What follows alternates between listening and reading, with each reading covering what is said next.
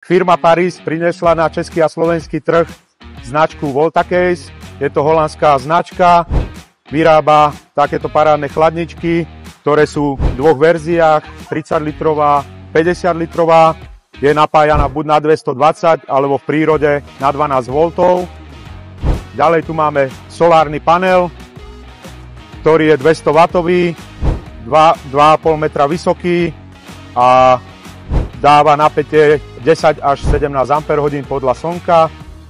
Ďalej tu máme batérie, ktoré sú od 30 A, 50 A, 105 a 210. Máme tu dve varianty tých batériek. Jedna sa robí vodotesná a ako vidíte v tom akváriu, pokiaľ by sa stala nejaká nehoda, že vám to zatopí, tak tá baterka vám prežije, čo málo kto si môže dovoliť, tak hodiť baterku do vody, jak tu vidíte. A druhá verzia je vlastne táto vodeodolná batéria, ktorá má navyše USBčko 12 V, dá sa použiť tým pádom aj ako powerbanka. Samozrejme táto batéria není vhodná na také zatopenie.